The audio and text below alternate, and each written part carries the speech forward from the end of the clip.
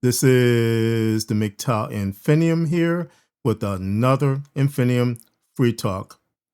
This Infinium Free-Talk is entitled The Narrative of Feminist Masculinity.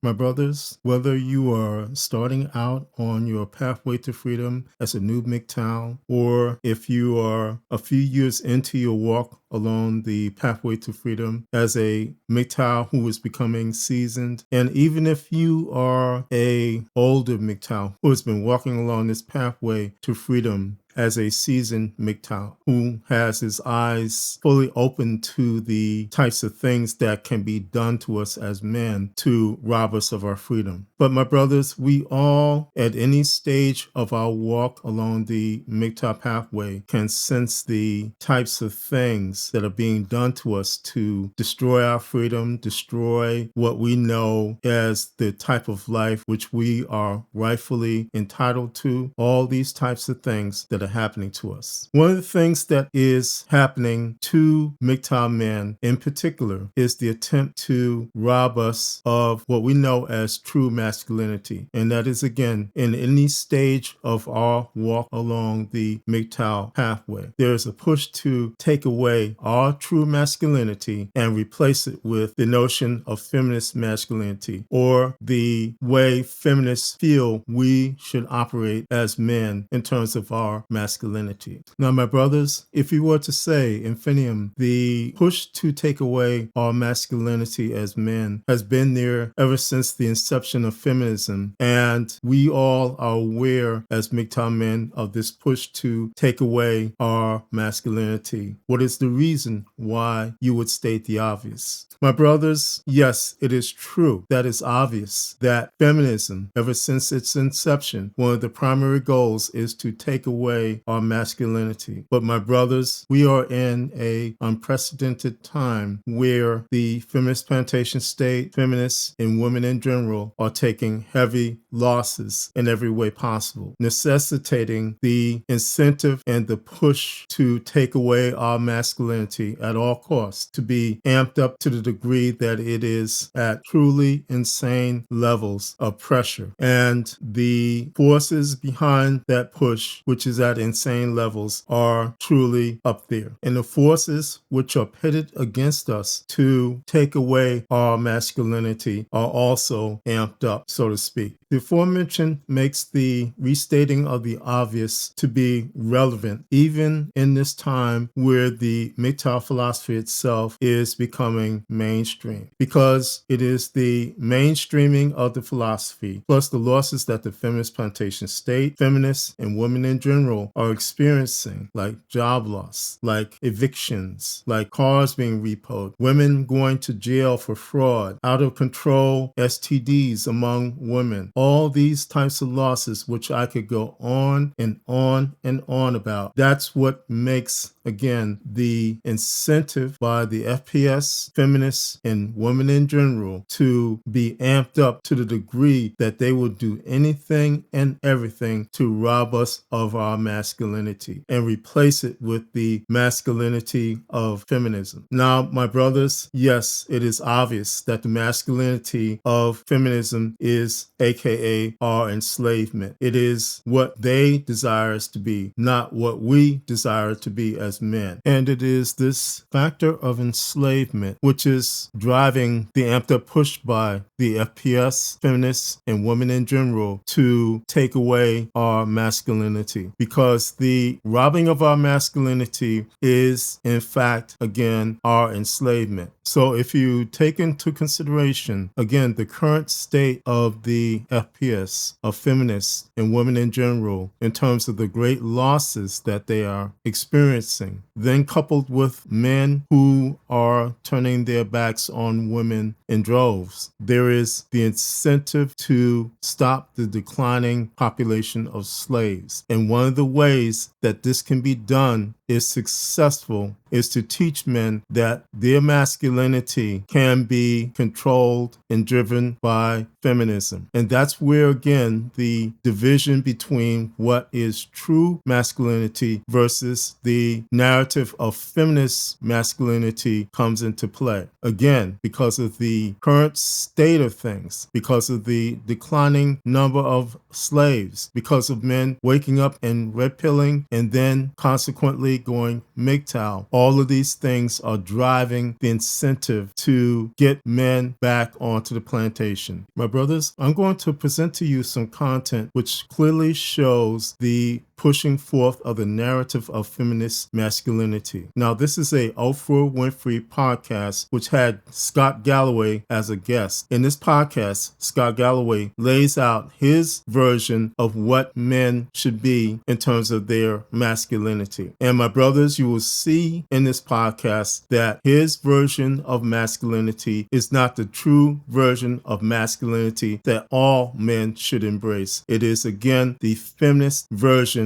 of masculinity. In the use of this content, I cite fair use policies. Here now is the content.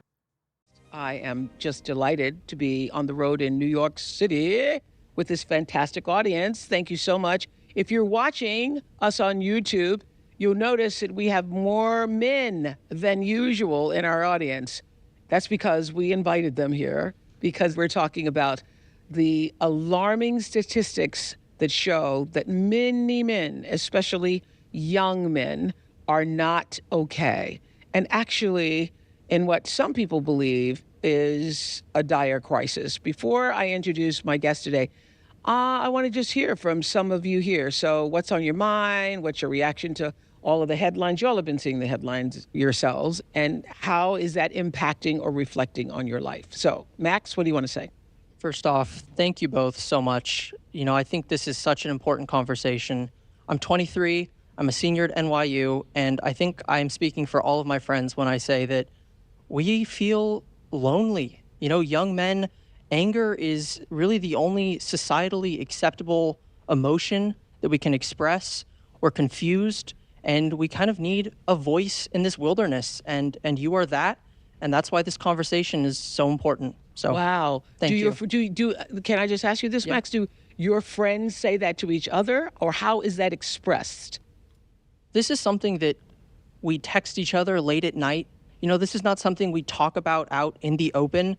These are conversations that we have, you know, over the safety of a digital wall. And this is something that is really hard for us to talk to each other about face to face out in the open. And what are you all actually saying? Because the use of the word lonely, I mean, I've never heard, you know, young men say, I am lonely. So are people texting each other saying, I'm lonely, or are they saying what? I mean, you've mentioned that it took you forever to cry. You know, I remember the last time one of my male friends texted me, I just cried for the first time in years. Thanks, and Alfred. It's out of... Well, my guest that you're referring to has been sounding the alarm about young men in America. As a father of 2 sons, he speaks, and he says he grapples with this thought. How do I figure out a way to raise confident, decent young men? And I'm sure a lot of you have had that thought for yourselves.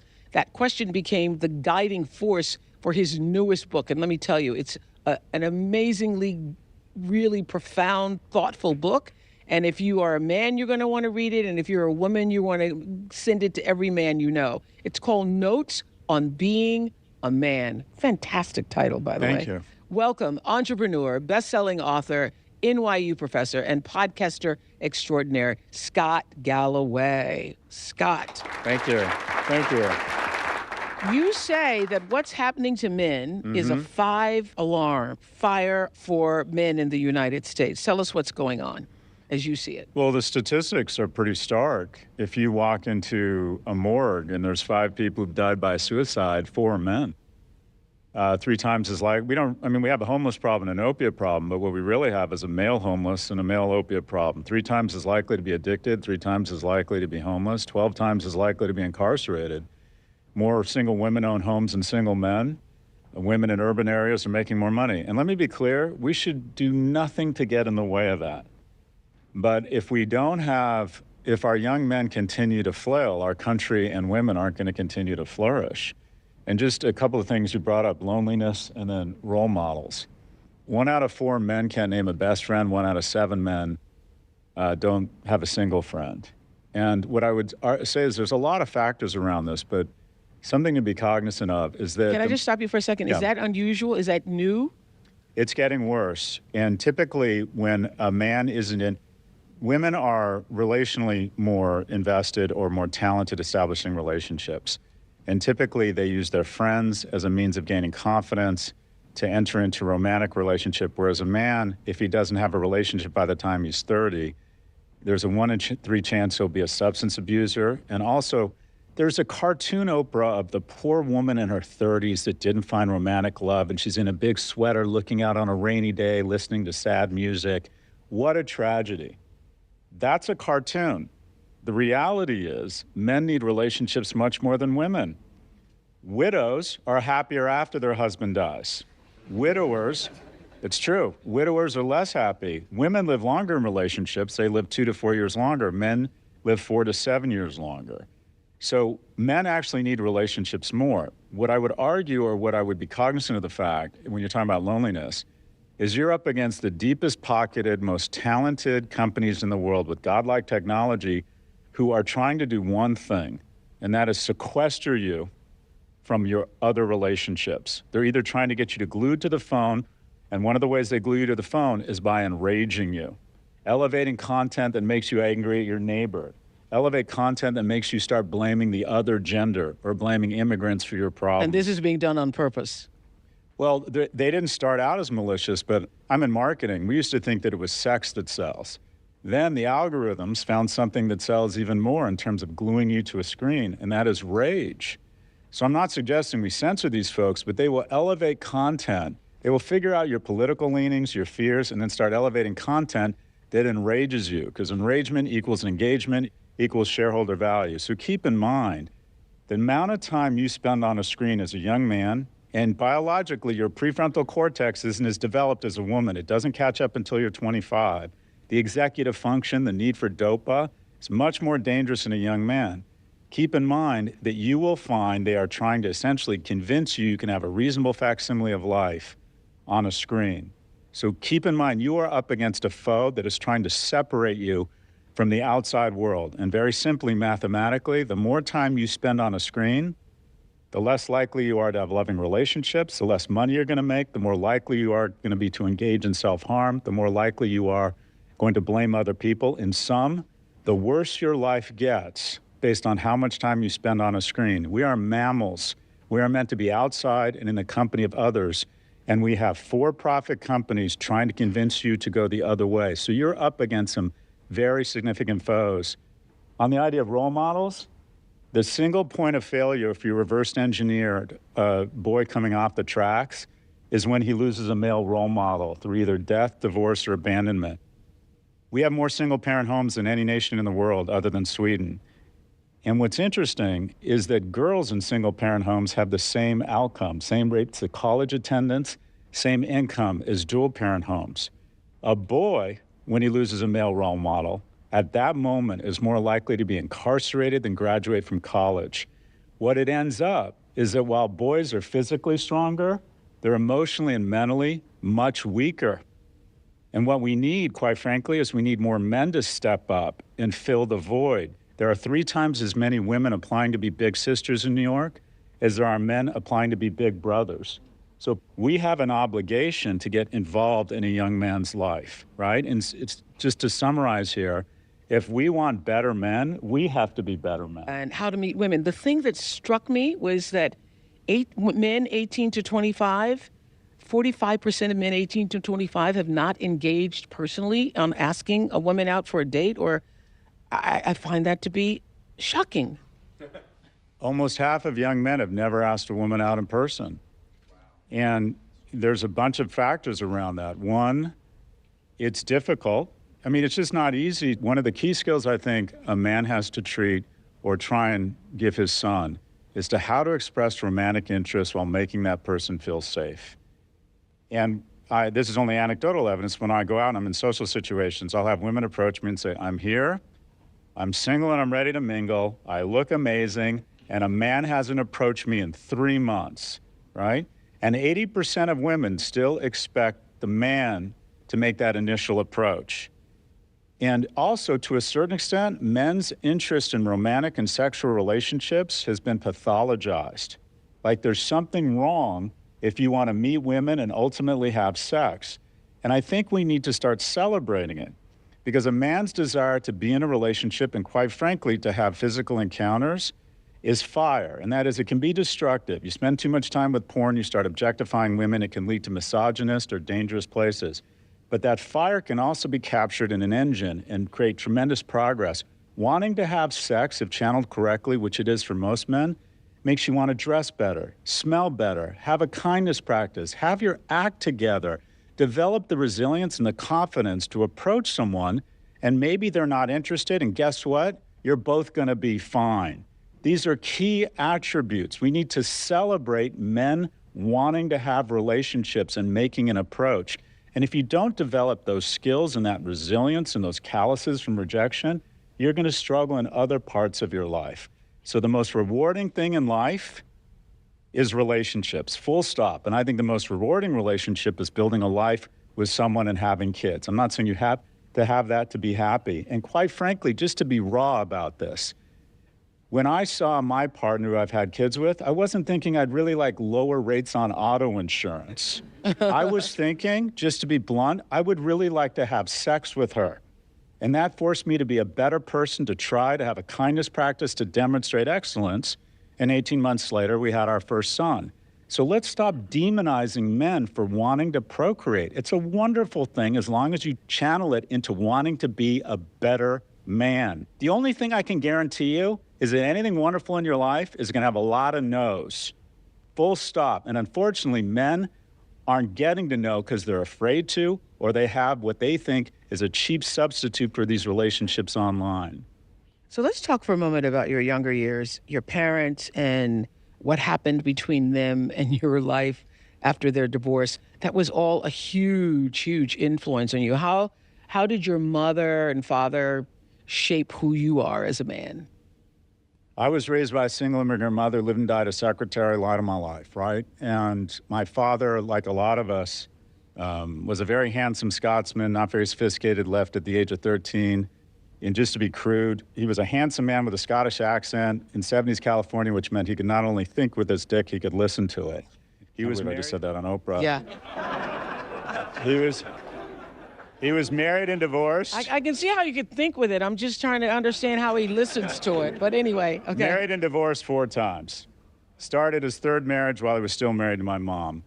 My father was not an especially high-character person in terms of how he treated women. The best thing you can do to raise good men, quite frankly, is just to be a very loving, supportive partner. You want good men who are more secure and better in relationships, they will model you. You can tell them whatever you want. They're just going to watch what you're doing. The first rule as a man is you need to be very good to their mother. Even if you end up going through divorce, the more generous you are, the kinder you are, I think your sons are going to notice that and going to model it. My mom was, every day, when you get older, you get more thoughtful. That's the good news. The bad news is you get more thoughtful. And you start thinking about, how did I get on Oprah, right? Mm. And the way I got on Oprah was, one, I'm a product of big government. The generosity and vision of California taxpayers and the regents of UC. I got to go to UCLA and Berkeley for almost no money. Had a 74% admissions rate when I applied. This year it was 9%. But also just the irrational passion for my well-being and my mother. Every day, I remember going to lunch with my mom. I was a teenager. I was 5'10" with terrible acne, 110 pounds. And she would literally stop and go, "You are so handsome. I can't get over it." And she would sit there and stare at me. Anyway, if you say to a kid every day in, explicit and implicit ways, "You're wonderful," I think at some point they start to believe that. Yeah. So that confidence is still with me. That's really one of the first things I underlined on page 28 when you said, this is something for us all to remember, having a good person express how wonderful you are hundreds of times changes everything. I was tethered.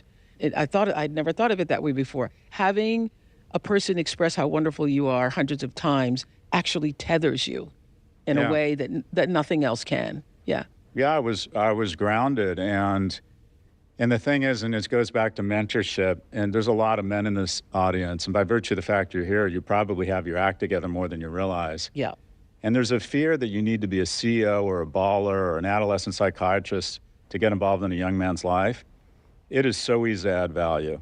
What I would suggest is masculinity is taking care of yourself, taking care of your community, taking care of your country, but I think the ultimate expression of masculinity is to get involved in a young man's life. And the place to start is with single mothers in your workplace. You just want to come over and watch a ball game. Would you like to hang out? I'm washing my car this weekend. Would you like to come over? But that really is the single point. And even just saying that boys needed men a few years ago was seen as triggering. What, women can't raise men? Of course they can. But the research is clear. Boys need men, and there's an absence of them in our society right now. Yeah, I remember years ago doing a show and a lot of women, single mothers, getting offended when the experts said at that time that you can be a great mother, but you can't be a father, because a lot of mothers think that they are also the fathers, but men need male role models, period. That's what you're saying. 100%. And also, to be clear, I think that masculine, we talk in the book about masculine and feminine energy, that masculine energy can be brought in a household headed by two women. That feminine energy can be brought, that mix. I think the mix of masculine and feminine energy is the greatest alliance in history. The genders have done a great job of convincing themselves that it's the other gender's fault.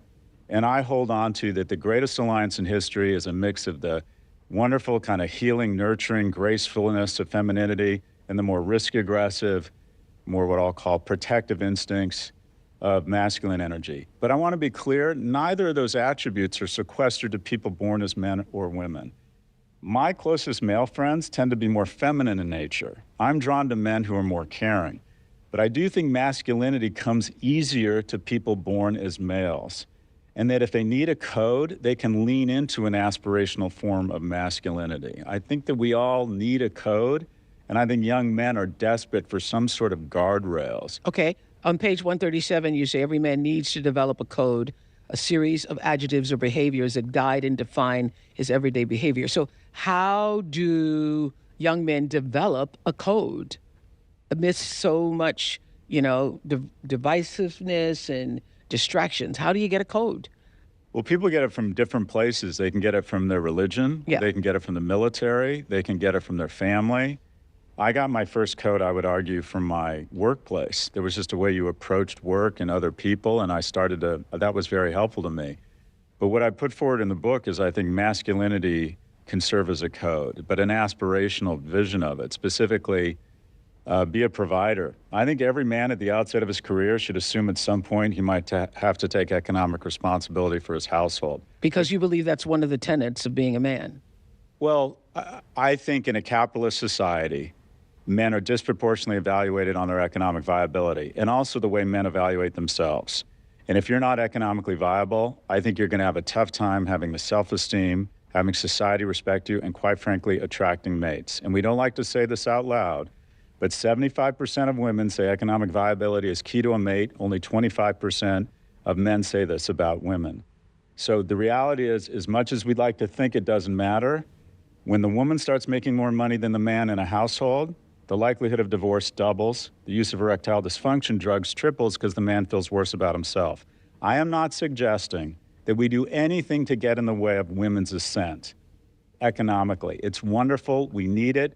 Quite frankly, it won World War II because we put women in factories, and it has saved our economy that women are killing it. It's an amazing thing. But as a man, you should assume at the beginning you need to find the certification and demonstrate the discipline and the will to be economically viable. And sometimes that means getting out of the way of your partner and being more supportive of her because she happens to be better at that money thing than you.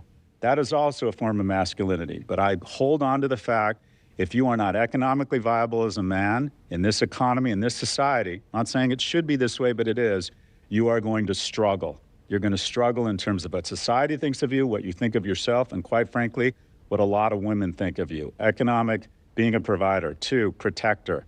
The whole point of prosperity, the whole shooting match, is such that you can move to being a protector. Think about the most masculine jobs, fireman, cop, military. At the end of the day, they protect. And then the ultimate expression of masculinity, planting trees the shade of which you will never sit under.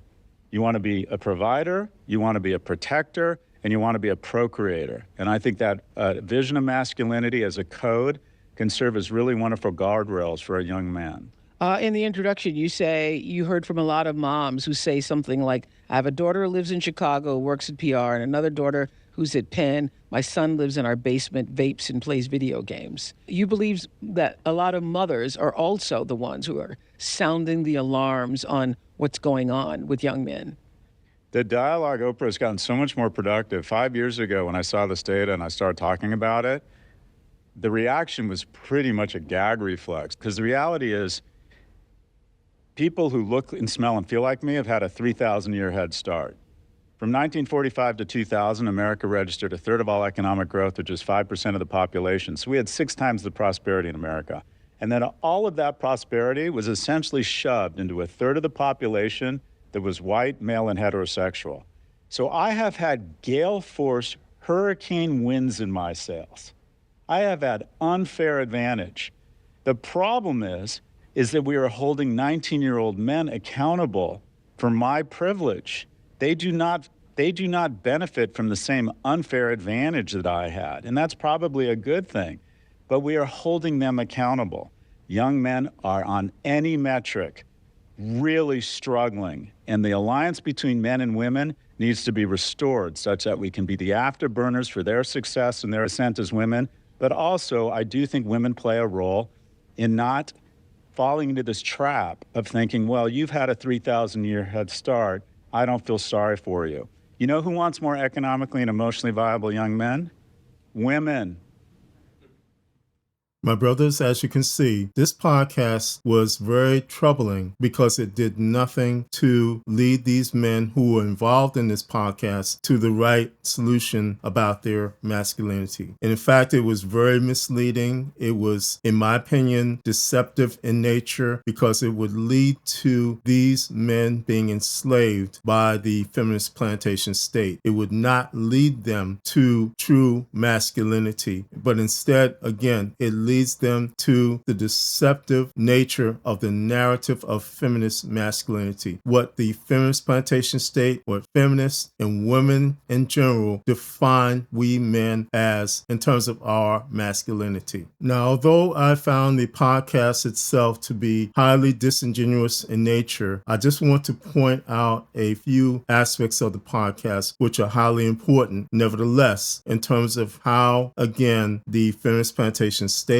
feminists and women in general are trying to redefine what masculinity should be. Now, one of the aspects of Scott Galloway's defining of what masculinity should be was the fact that he was raised by a single mother. But what Scott Galloway did was to deceptively apply a paradigm which is expired to a current paradigm which is getting worse. And that is the whole aspect of what a single mother is. Now, in his time, a single mother was quite different from a current day single mother. Scott Galloway did not explain this and explain how the whole aspect of single motherhood is a racket which destroys men. He also applied the bad man stereotype of men who lead their wives and cause them to be single mothers. And yes, of course, there are bad men out there. Of course, there are men who are immoral. There are men who lead their wives and lead their children. Of course, that has happened. But again, the paradigm which Scott Galloway put forth was a paradigm that does not exist anymore. And what exists is the paradigm of the single mother and the racket of the single mother. He did not go into what feminism has caused in terms of the years when he was being raised by a single mother to current times where feminism has entrenched itself in every aspect of the society. It has caused the building of what is now known as the feminist plantation state, a state which oppresses men in every way possible, a state which gives women unparalleled power over men in every every way possible. So when he, as a son husband in his time, felt that he was doing right by his mother, yes, indeed, he probably was. But again, a son husband for a single mother in his time is vastly different from a son husband of a single mother in this time. And he did not go into how, for instance, son husbands of single mothers are basically tools for single mothers to use for their greed, for their selfishness, for their bad behavior, everything, my brothers. He did not go into this. Scott Galloway did not go into how single mothers, because of the feminist plantation state, because of feminism, have unparalleled power wherein they can do anything and everything to men who have been tied up with them in terms of children, in terms of being married to them, but being divorce raped, having to deal with the court systems which are biased against men in every way possible. Scott Galloway did not go into how men are regularly tormented by single mothers with their children because their children have been weaponized against them. He did not go into these aspects, my brothers. But yet again, he pushed forth the narrative that all men are bad, all men have to do their duty in terms of single mothers, and that single mothers are not at fault. My brothers, the reality of it is that the single mother racket is alive and well in this age, and it has gotten worse over time.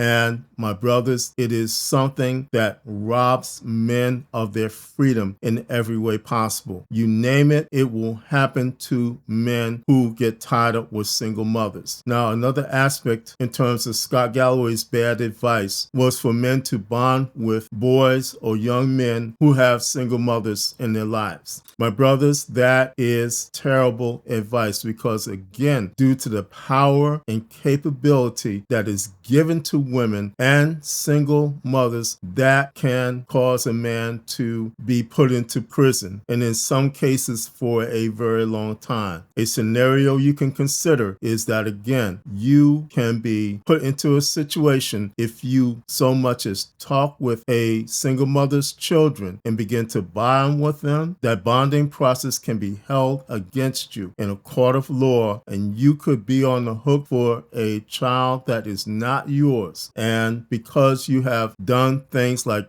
given a young boy of a single mother advice or tried to mentor him, that can be taken and held against you in a court of law in the form that you bonded with that young boy, and therefore you are responsible for him as a parent, and you can be on the hook for child support. Another aspect that he did not talk about is how single mothers entrap men. Again, you can have a scenario where a single mother who already has kids gets you to get involved with her. You get married to her and you have children by her, and then all of a sudden she kicks you to the curb, divorce rapes you, and you're on the hook for all of those kids. Scott Galloway did not go into these types of things. And my brothers, these are just some aspects of what happens to men in terms of single mothers. Scott Galloway pushed the notion of do your duty, but my brothers, it is in actuality do your duty as a slave. And so therefore, again, this advice to try to mentor young boys in particular is bad advice, and it should not be considered because you can and will have any and all types of things happen to you. Like, for instance, if you say something which the single mother does not agree with, she can easily go to a local magistrate and file a complaint upon you where she perjured herself, and off to jail you will go. There are all aspects of that. She can accuse you of essaying her young boy. She can accuse you of doing everything and anything to her and her child to destroy your life. Again, Scott Galloway did not go into these issues, which are real, valid issues that all men face because of feminism, my brothers. And my brothers, I would say to you also that Scott Galloway is essentially grifting in terms of his bad advice. It is not anything to help men. It is everything to mislead men and to put men into bondage. Again, any man has the right to live free. It is not the obligation of men to help single mothers. It is not their problem. And so, my brothers, again, as MGTOW men, single mothers are not our problems. Another aspect of what Scott Galloway did was to push forth the fallacy of nobility and how feminist masculinity means that you, as a man, you take the accountability for a woman's actions. And so, again, he did not discuss how women are not taking accountability for their actions. He did not discuss how the feminist plantation state and feminism allow women to do anything and everything to men in terms of destroying their lives, but not take accountability for their actions in destroying men's lives. And one of the aspects of that, again, of what Scott Galloway discussed was that you, as a man, you have the responsibility to be noble in taking care of a single mother, going out and finding a single mother and taking care of her problems, her difficulties, while rejecting your sense of any type of having a good wife, having a woman who you can bear children with that are yours and not of another seed, my brothers. That it is noble to do these things, to throw your life away and to take accountability for a woman's actions, what she does to you, what she has done, and you have to be accountable for her actions. He did not discuss these things. And my brothers, again, these things are happening. Again, the whole aspect of single mothers in this current day and age is nothing more than a racket. And my brothers, even if you have a single mother who is quote unquote a good woman, she can easily flip the switch and utilize the powers and the capabilities of the feminist plantation state and destroy a man's life in every way possible. She has the choice, she has the power to destroy her marriage and make her ex-husband a walking ATM. Again, with the powers of the feminist plantation state. Scott Galloway did not discuss this aspect. The aspect of women having the power because of feminism, because of the feminist plantation state to do anything and everything at will in terms of their bad behavior, in terms of their whims, in terms of how they think they should live their lives without any type of accountability. But again, he put that burden upon the men that were in that podcast,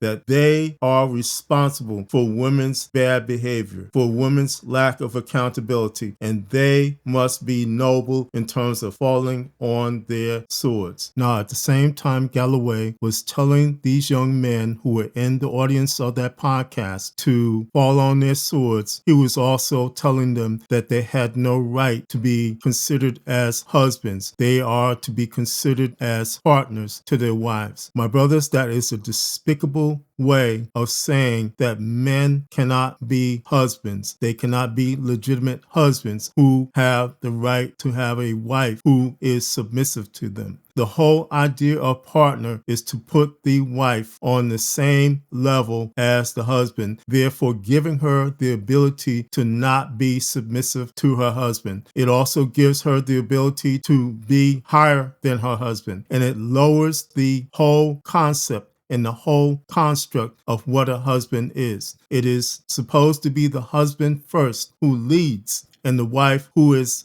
second to the husband. But because of feminism and the vast powers afforded to women by feminism, by the feminist plantation state, there can be no consideration that a man would have any type of power over a woman inside of a marriage. So therefore, a man is to be considered as a partner who is equal to or below that of a woman in a marriage. It does not matter how much that man makes, how powerful he is, what he does in life. Only that, again, in a marriage where he is considered as a partner, he has no right to be considered as a husband in any way, shape, or form, my brothers. That, my brothers, is again the feminist version of masculinity, which is aka slavery. It does not free men, but it does enslave men, and it also destroys men's lives. My brothers, this is why we must not consider the voices of Oprah Winfrey or Scott Galloway to be of any relevance in our lives, my brothers. They have no substance of freedom and peace, but they have every substance of slavery, my brothers. To take away a man's true masculinity and replace it with the fallacy of feminist masculinity is nothing more than slavery. And that is why, again, women like Oprah Winfrey and Scott Galloway should not be considered of any worth in terms of your walk along the MGTOW pathway. But my brothers, again, this is the nature of what we are facing, the intensified pressure to take away our true masculinity and replace it with a version of masculinity that would destroy us, my brothers. That is why, again, we as MGTOW men must hold strong to the philosophy which saves our lives in every way possible, my brothers. This is why. But because, again, every effort is being made to take away what is rightfully ours, that is our masculinity and as well our freedom, my brothers. Again, you have the right to embrace who you are as a man. You have the right to embrace true masculinity, my brothers. You have the right to embrace your freedom and your right to be free, my brothers. And there should be no woman or no man that can tell you otherwise, my brothers, because you are free men, and you are free men because you have the right to be free and you have the right to live free in this life, my brothers. This is the MGTOW Infinium, and this has been an Infinium Free-Talk. My MGTOW brothers, as always, stay safe, stay strong, stay on the MGTOW path, and remember, MGTOW is the liberation of men's minds. MGTOW cannot and will not be stopped.